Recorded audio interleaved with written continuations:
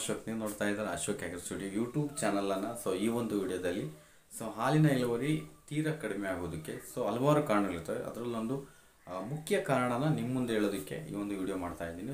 ಏನು ಆ ಒಂದು ಮುಖ್ಯ ಕಾರಣ, ಯಾವ ವಿಧವಾಗಿ ಹಾಲು ಡೌನ್ ಆಗುತ್ತೆ, ಕೆಲವೊಂದು ಪರಾವಲಂಬಿ ಜೀವಿಗಳಿಂದಲೂ ಸಹ ಹಾಲಿನ ಇಳುವರಿ ಅನ್ನೋದು ತೀರಾ ಕಡಿಮೆ ಆಗುತ್ತೆ. ಏನು ಅಂತ ಪರಾವಲಂಬಿ ಜೀವಿಗಳು, ಹೊರಗಡೆಯಿಂದ ಹಸುಗಳಿಗೆ ಕಾಟ ಕೊಡ್ತಕ್ಕಂತಹ ಜೀವಿಗಳು. ನೀವು ಒಂದ್ಸಲ ವಿಡಿಯೋ ನೋಡಿ, ಮುಂದಿನ ಮಾತಾಡ್ತಾ ಹೋಗೋಣ.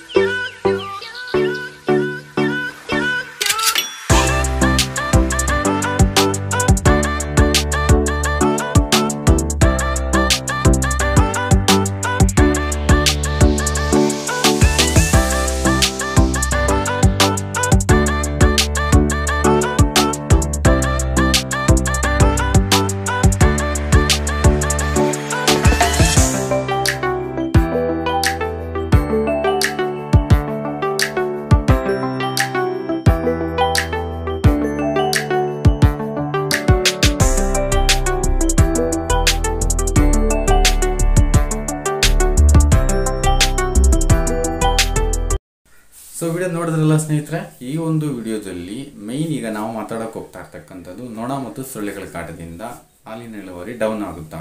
ಖಂಡಿತ ಡೌನ್ ಆಗುತ್ತೆ. ನೊಣ ಮತ್ತು ಆ ಸೊಳ್ಳೆಗಳು ಏನು ಮಾಡುತ್ತೆ ಅಂದರೆ, ರಕ್ತ ಇರುವಂತಹ ಸೊಳ್ಳೆಗಳಿದ್ದಾವೆ, ನೊಣಗಳಿದ್ದಾವೆ. ಈ ನೊಣಗಳು ಏನು ಮಾಡುತ್ತೆ ಅಂತ ಅಂದರೆ, ರಕ್ತವನ್ನು ಇಕ್ಕಿದಾಗ ಅದಕ್ಕೆ ಇರಿಟೇಷನ್ ಆಗಿ ಅದರ ಒಂದು ಟೋಟಲ್ ಮೆಂಟಾಲಿಟಿಯನ್ನೇ ಚೇಂಜ್ ಮಾಡುವಂತಹ ಮ್ಯಾಕ್ಸಿಮಮ್ ಚಾನ್ಸಸ್ಸು ನೊಣ ಮತ್ತು ಸೊಳ್ಳೆಗಿರುತ್ತೆ. ಅವುಗಳ ಒಂದು ಕಾಟವನ್ನು ತಪ್ಪಿಸ್ಕೋಬೇಕು ಅಂದರೆ ನಾವೇನು ಮಾಡೋದು ಅನ್ನೋದನ್ನು, ಅದು ನಮ್ಮ ಒಂದು ಮನೆಯ ಒಂದು ಸಾಮಾನುಗಳನ್ನು ಬಳಕೆ ಮಾಡಿಕೊಂಡು ಪ್ಲಸ್ ಕೆಲವೊಂದು ಕೊಂಡ್ಕೊಂಡು ಬಂದು ಅಂತಹ ಒಂದು ವಸ್ತುಗಳಿಂದ ಯಾವ ರೀತಿ ಒಟ್ಟನ್ನ ಕಂಟ್ರೋಲ್ ಮಾಡಬೇಕು ಮತ್ತು ಯಾವ ರೀತಿ ಅದನ್ನು ನಿರ್ಮೂಲನೆ ಮಾಡಬೇಕು ಅನ್ನೋದ್ರ ಬಗ್ಗೆ ಒಂದು ವಿಡಿಯೋ ಮಾಡ್ತಾ ಇದ್ದೀನಿ. ಖಂಡಿತ ಈ ಒಂದು ನೊಣ ಮತ್ತು ಸೊಳ್ಳೆಗಳು ಹಾಲಿನ ಇಳುವರಿ ತಗ್ಗಿಸೋದ್ರ ಮೇಲೆ ತುಂಬಾ ಪ್ರಭಾವವನ್ನು ಬೀರ್ತಕ್ಕಂಥವು. ಅವುಗಳನ್ನು ಕಂಟ್ರೋಲ್ ಮಾಡಬೇಕು ಅಂತಂದರೆ ನಾವು ಖಂಡಿತ ಕೆಲವೊಂದು ನಿಯಮಗಳನ್ನು ಪಾಲನೆ ಮಾಡಬೇಕಾಗುತ್ತೆ. ಆ ರೀತಿ ಪಾಲನೆ ಮಾಡಿದಾಗ ಒಟ್ಟನ್ನ ಕಂಟ್ರೋಲ್ ಮಾಡ್ಬೋದು. ಅದರಲ್ಲಿ ಮೇನ್ ರೀಸನ್ ನೀವು ಯಾಕಿರ್ತವೆ ಅನ್ನೋದಾದರೆ, ಕೊಳಚೆ ನೀರು ಇರ್ತಕ್ಕಂಥದ್ದು, ನೀರು ಎಲ್ಲಿ ಹೆಚ್ಚಿನದಾಗಿ ನೀರು ನಿಂತಿರ್ತೋ ಅಂಥ ಪ್ರದೇಶದಲ್ಲಿ ನಾವು ನಮ್ಮ ಒಂದು ಡೈರಿ ಫಾರ್ಮ್ನ ಶೆಡ್ಡಿನ ಒಂದು ಹಿಂಭಾಗದಲ್ಲಿ ಈ ಗಂಜಲ ಮತ್ತು ಇದು ಹೋಗೋದಕ್ಕೆ ನಾವೇನು ಬಿಟ್ಟಿರ್ತೀವಿ, ಇದರ ಮುಖಾಂತರ ಹೆಚ್ಚಿನದಾಗಿ ನೀರು ಹೋಗ್ಬಿಟ್ಟು ಕೊಳಚೆ ಪ್ರದೇಶ ನಿರ್ಮಾಣ ಆಗಿ ಅಲ್ಲಿ ಒಂದು ಮೊಟ್ಟೆಯನ್ನು ಇಟ್ಬಿಟ್ಟು ಲಾರ್ವಗಳಾಗ್ಬಿಟ್ಟು ಹೆಚ್ಚು ಸೊಳ್ಳೆಗಳಾಗೋದಕ್ಕೆ ಮೈನ್ ರೀಸನ್ ಅದು. ನೀರನ್ನು ಎಲ್ಲೂ ನಿಲ್ಲದಂತೆ ಸರಾಗವಾಗಿ ಒಂದು ಕಡೆ ಹರಿದು ಹೋಗಿ ಹಿಂಗೋದಕ್ಕೆ ಅಂದರೆ ಭೂಮಿಗೆ ಹಿಂಗೋದಕ್ಕೆ ಅವಕಾಶವನ್ನು ಮಾಡಿಕೊಟ್ರೆ ಖಂಡಿತ ಅದು ಒಳ್ಳೆಯದಾಗಿರುತ್ತೆ. ನೆಕ್ಸ್ಟ್ ಇವುಗಳ ಏನು ಮಾಡಿದರೆ ಇವೆಲ್ಲ ಕಾರಣ, ಇವುಗಳನ್ನು ನಿರ್ಮೂಲನೆ ಮಾಡ್ಬೋದು ಅನ್ನೋದು ಮೇನ್ ರೀಸನ್ನು. ಖಂಡಿತ ನೀವು ಅದನ್ನು ಪಾಲನೆ ಮಾಡಿ ನಿಮಗೆ ಬೆಸ್ಟ್ ರಿಸಲ್ಟ್ ಅನ್ನೋದು ಬಂದೇ ಬರುತ್ತೆ. ಫಸ್ಟ್ ಆಫ್ ಆಲ್ ಇದರಲ್ಲಿ ಮೇಜರ್ ಕಂಟ್ರೋಲ್ ಒಂದು ರೀಸನ್ ಏನು ಅಂತಂದರೆ, ಸೊಳ್ಳೆ ಪರದವನ್ನು ಕಟ್ತಕ್ಕಂಥದ್ದು. ಸೊಳ್ಳೆ ಪರದವನ್ನು ಕಟ್ಟೋಕ್ಕಾಗುತ್ತಾ ಶೆಡ್ಡಿಗೆ ಅಂತ ಅಂದರೆ ಖಂಡಿತ ಆಗುತ್ತೆ. ಸುಮಾರು ಕಡಿಮೆ ರೀತಿಯಲ್ಲಿ ಉತ್ತಮವಾದಂತಹ ಒಂದು ಮಾಸ್ಕಿಟೋ ನೆಟ್ಸನ್ನು ಪರದೆಗಳನ್ನು ಪ್ರೊವೈಡ್ ಮಾಡುವಂಥವ್ರು ಇದ್ದಾರೆ. ಖಂಡಿತ ನೀವು ಕಟ್ಟಿ ಅದರಲ್ಲಿ ನೀವು ಕಂಟ್ರೋಲ್ ಮಾಡ್ಬೋದು.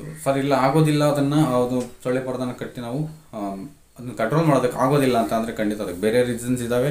ನಮ್ಮ ಮನೆಯಲ್ಲಿ ಸಿಗುವಂತಹ ಮೇನ್ ಎರಡನೇ ಕಂಟ್ರೋಲ್ ಪಾಯಿಂಟ್ ಏನಪ್ಪ ಅಂತಂದರೆ, ನಮ್ಮ ಮನೆಯಲ್ಲಿ ಸಿಗುವಂತಹ ಕರ್ಪೂರ ನೀವೆಲ್ಲ ನೋಡಿದ್ದೀರಾ.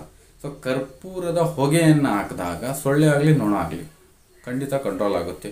ಕರ್ಪೂರನ ಆ ಒಂದು ಸುಡುವಂತಹ ಬೆಂಕಿಗಾಗಬಹುದು ಅಥವಾ ಯಾವುದಾದ್ರೂ ಒಂದು ರೀತಿ ಕೆಂಡಗಳಿಗಾಗ್ಬೋದು, ಅದರ ಮೇಲ್ಗಡೆ ನೀವು ಯಾವ ರೀತಿ ಹೊಗೆ ಆಡ್ತಾ ಇರ್ತೋ ಅದಕ್ಕೆ ನೀವು ಇಟ್ಟಾಗ, ಕರ್ಪೂರವನ್ನು ಇಟ್ಟಾಗ ಆ ಸ್ಮೆಲ್ ಅಂದರೆ ನಾವೀಗ ನಾರ್ಮಲಾಗಿ ನಮ್ಮ ಮನೆಗಳಲ್ಲಿ ಪೂಜೆಗಳನ್ನು ಮಾಡಬೇಕಾದ್ರೆ ಸಾಂಬ್ರಾಣಿಯನ್ನು ಹೊಗೆ ಹಾಕ್ತೀವಿ, ಆ್ಯಸ್ ಇಟ್ ಈಸ್ ಅದೇ ರೀತಿ ಆ ಒಂದು ಸ್ಮೆಲ್ಲಿಗೆ ಖಂಡಿತ ನೊಣ ಮತ್ತು ಸೊಳ್ಳೆಗಳು ಕಾಟ ಕಂಟ್ರೋಲ್ ಆಗುತ್ತೆ. ನಮ್ಮ ಶೆಡ್ಗಳಲ್ಲಿ ಆ ಒಂದು ಬೆಂಕಿಯ ಮೇಲ್ಭಾಗದಲ್ಲಿ ಸ್ವಲ್ಪ ಬೆಂಕಿಯನ್ನು ಅಥವಾ ಯಾವುದಾದ್ರು ಒಂದು ಇದಕ್ಕೆ ಹಾಕ್ಕೊಂಡ್ಬಿಟ್ಟು ಕರ್ಪೂರವನ್ನು ಹಾಕ್ಕೊಂಡು ಬಂದರೆ ಖಂಡಿತ ಆ ಒಂದು ಸ್ಮೆಲ್ಗೆ ಬೇಗನೆ ಫಾಸ್ಟಾಗಿ ಇದಾಗುತ್ತೆ. ಮತ್ತೊಂದು ಸಿಂಪಲ್ ಕಾಸ್ಟು ಅಂತ ಅಂದರೆ, ಮೂರನೇ ಒಂದು ಪಾಯಿಂಟ್ ಬಂದುಬಿಟ್ಟು ಯೆಲ್ಲೋ ಬಲ್ಪನ್ನು ನಮ್ಮ ಡೈರಿ ಫಾರ್ಮಲ್ಲಿ ಈವ್ನಿಂಗ್ಸ್ ಟೈಮಲ್ಲಿ ಯೆಲ್ಲೋ ಬಲ್ಪ್ ಅಂದರೆ ಮ್ಯಾಕ್ಸಿಮಮ್ ಯೆಲ್ಲೋ ಕಲರನ್ನು ಫುಲ್ಲು ಹರಡುವಂತಹ ಬೆಳ್ಕೊಡುವಂತಹ ಬಲ್ಪ್ಗಳನ್ನು ಹಾಕೋದ್ರಿಂದ ಸೊಳ್ಳೆ ಮತ್ತು ನೊಣಗಳು ಕಂಟ್ರೋಲ್ ಆಗುತ್ತೆ. ಯಾಕೆ ಅಂತ ಅಂದರೆ, ಯೆಲ್ಲೋ ಇಶಲ್ಲಿ ಅಂದರೆ ಯೆಲ್ಲೋ ಫುಲ್ಲು ಅರಿಶಿನ ಬಣ್ಣದ ಒಂದು ಬೆಳಕಲ್ಲಿ ಸೊಳ್ಳೆಗಳಿಗೆ ಆ ಕಣ್ಣಿನ ಒಂದು ಇದು ಪ್ರಭಾವ ಜಾಸ್ತಿ ಬರೋದ್ರಿಂದ ಅವುಗಳು ಎಲ್ಲಿದ್ದೇವೆ ಅನ್ನೋದು ಸಹ ಗೊತ್ತಾಗೋದಿಲ್ಲ.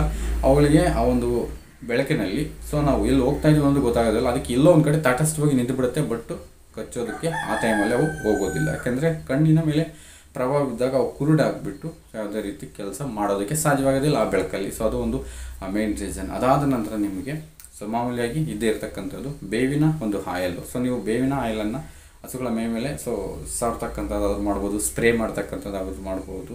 ಸೊ ಹೆಚ್ಚಿನದಾಗಿ ಕಾಲಿನ ಭಾಗದಲ್ಲಿ, ಹಸುಗಳ ಒಂದು ಕಾಲಿನ ಭಾಗದಲ್ಲಿ ನೀವು ಗೊರಸಿ ಹಿಂಭಾಗದಲ್ಲಿ ಮುಂಭಾಗದಲ್ಲಿ ನೋಡಿ, ಸೊ ಒಂದು ರೀತಿ ಬ್ಲಡ್ ಬಂದಿರುವಂಥ ರೀತಿ ಕಾಣುತ್ತೆ. ಸೊ ಅದು ಅಲ್ಲೇ ಹೆಚ್ಚಿನದಾಗಿ ನೊಣಗಳು ಮತ್ತು ಸೊಳ್ಳೆಗಳು ಕಾಲುಗಳಲ್ಲಿ ಹೆಚ್ಚಿನ ಕೆಲಸ ಮಾಡ್ತವೆ. ಮತ್ತು ಈ ಒಂದು ಕುತ್ತಿಗೆ ಭಾಗದಲ್ಲಿ ಹೆಚ್ಚಿನದಾಗಿ ಇವು ಸೊಳ್ಳೆಗಳು ಕಚ್ಚಲಿಕ್ಕೆ ಅವಕಾಶ ಇರ್ತಕ್ಕಂಥದ್ದು. ಸೊ ಅಲ್ಲಿನೂ ಸಹ ಯಾಕೆ ಅಂತಂದರೆ ಹಸು ಆ ಕಡೆ ಈ ಕಡೆ ತಲೆ ಆಡಿಸ್ಬೇಕಾದ್ರೆ ಈ ಭಾಗದಲ್ಲಿ ಅವುಗಳಿಗೆ ಏನು ತೊಂದರೆ ಆಗೋದಿಲ್ಲ. ಅದಕ್ಕೆ ಹೆಚ್ಚಿನದಾಗಿ ಆ ಕತ್ತಿನ ಭಾಗದಲ್ಲಿ ಹೆಚ್ಚಿನದಾಗಿ ಮಾಡ್ತವೆ. ಸೊ ಅಲ್ಲಿ ನೀವು ಹೆಚ್ಚಿನದಾಗಿ ಮಾಡ್ಕೋಬೋದು. ಇದಾದ ನಂತರ ನಿಮಗೆ ಬೇವಿನ ಸೊಪ್ಪು, ಅಂದರೆ ಅನಾದಿ ಕಾಲದಿಂದಲೂ ನಮ್ಮ ಪೂರ್ವಜರು ಮಾಡ್ತಕ್ಕಂಥ ಕೆಲಸ ಬೇವಿನ ಸೊಪ್ಪಲ್ಲಿ ಸೊ ನಾವೇನು ಹೊಗೆ ಆಡಿಸ್ತಕ್ಕಂಥದ್ದು. ಸೊ ಆ ರೀತಿಯೂ ನೀವು ಮಾಡ್ಕೊಳ್ಬೋದು. ಸೊ ಅದು ಕಂಟ್ರೋಲ್ ಆಗುತ್ತೆ.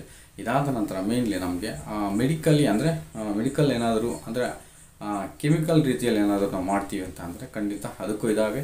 ಸೊ ನೀವು ಅದರಲ್ಲಿ ಸೈಬರ್ಮೆಥ್ರಿನ್ ಅಂತಕ್ಕಂಥ ಒಂದು ಮೆಡಿಷನ್ ಇದೆ. ಸೈಬರ್ಮೆಥ್ರಿನ್ ನೀವು ಮೆಡಿಕಲಲ್ಲಿ ಕೊಂಡ್ಕೊಂಡ್ಬಂದರೆ ಅದು ಪೌಡರ್ ಫಾರ್ಮೇಷನ್ ಇರುತ್ತೆ, ಲಿಕ್ವಿಡ್ ಫಾರ್ಮೇಷನ್ ಇರುತ್ತೆ. ಸೊ ಒಂದು 2 ml ಪರ್ ಲೀಟರ್ಗೆ, 1 ಲೀಟರ್ಗೆ 2 ml ರೀತಿ ನೀವು ಹಾಕ್ಕೊಂಡು ಏನಾದರೂ ಸ್ಪ್ರೇ ಮಾಡಿದ್ದೆ ಆದರೆ ಆ ದೇಹದ ಮೇಲೆ, ಹಸುಗಳ ದೇಹದ ಮೇಲೆ, ಸೊ ಇದು ಯಾವುದೇ ರೀತಿ ಅಡ್ಡ ಪರಿಣಾಮ ಬೀರೋದಿಲ್ಲ. ನೀವು ಆ ಒಂದು ಸ್ಪ್ರೇ ಮಾಡಿದ್ರೆ ಇಲ್ಲಿ ನೊಣಗಳು ಮತ್ತು ಸೊಳ್ಳೆಗಳು ಆ ಒಂದು ಸ್ಮೆಲ್ಗೆ, ವಿಷ ವಾಸನೆಗೆ ಸೊ ಕೂರಲಿಕ್ಕೆ ಸಾಧ್ಯವಾಗೋದಿಲ್ಲ. ಸೊ ಇಷ್ಟೆಲ್ಲ ಮಾಡಿ ಆದರೂ ಕಂಟ್ರೋಲ್ ಆಗಲಿಲ್ಲ ಅಂತ ಅಂದರೆ ಸೊ ಕಂಪಲ್ಸರಿ ನಾವು ಶೇಡ್ ನೆಟ್ಗಳನ್ನೇ ಬಳಸಬೇಕಾಗುತ್ತೆ. ಶೇಡ್ ನೆಟ್ ಬಳಸೋದ್ರಿಂದ ಒಳಭಾಗದಲ್ಲಿ ಬರೋದಿಲ್ಲ, ಬಟ್ ಒಳಭಾಗದಲ್ಲಿ ನಾವು ಹೊಗೆಯನ್ನು ಅಥವಾ ಇನ್ನೇನಾದರೂ ಹಾಕಿದ್ರೆ ಖಂಡಿತ ಅಲ್ಲಿ ಕೂರೋದಿಲ್ಲ.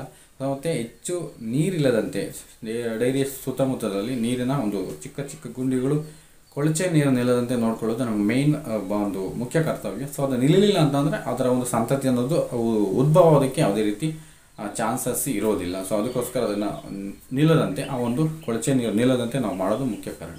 ಸೊ ಖಂಡಿತ ಇಷ್ಟೆಲ್ಲವನ್ನು ನೀವು ಮಾಡ್ಕೊಂಬಂದಿದ್ದೆ ಆದರೆ ನಿಮ್ಮ ಒಂದು ಡೈರಿ ಫಾರ್ಮ್ಗಳಲ್ಲಿ ಹಸುಗಳಿಗೆ ಸೊಳ್ಳೆ ಮತ್ತು ನೊಣಗಳ ಕಾಟ ತೀರಾ ಕಡಿಮೆ ಆಗುತ್ತೆ. ಆದರೆ ಬರೋದೇ ಇಲ್ಲ, ಮ್ಯಾಕ್ಸಿಮಮ್ಮು ತೀರಾ ಕಡಿಮೆ ಆಗುತ್ತೆ. ಸೊ ಆ ಒಂದು ಇದರಲ್ಲಿ ಸೊ ನೀವು ಕಂಟ್ರೋಲ್ ಮಾಡ್ಕೋಬಹುದು. ಸೊ ಮಾಡಿಕೊಂಡು ನಿಮ್ಮ ಒಂದು ಹಾಲಿನ ಇಳುವರಿಗೆ ಯಾವುದೇ ರೀತಿ ತೊಂದರೆ ಆಗದಂತೆ ನೋಡ್ಕೊಳ್ಳಿ ಅನ್ನೋದಕ್ಕೋಸ್ಕರ ಈ ವಿಡಿಯೋ ಮಾಡಿದ್ದೀನಿ. ಖಂಡಿತ ವಿಡಿಯೋ ನಿಮ್ಗೆ ಇಷ್ಟ ಆದರೆ ಒಂದು ಲೈಕ್ ಮಾಡಿ. ಸೊ ಯಾರೆಲ್ಲ ಹೊಸದಾಗಿ ವಿಡಿಯೋ ನೋಡಿದ್ರಿ, ಸಬ್ಸ್ಕ್ರೈಬ್ ಆಗ್ತಿರೋರು ಖಂಡಿತ ಸಬ್ಸ್ಕ್ರೈಬ್ ಆಗಿ ಅಂತ ಕೇಳ್ತಾ ನಾನು ನಿಮ್ಮ ಅಶೋಕ್. ನಮಸ್ಕಾರಗಳು.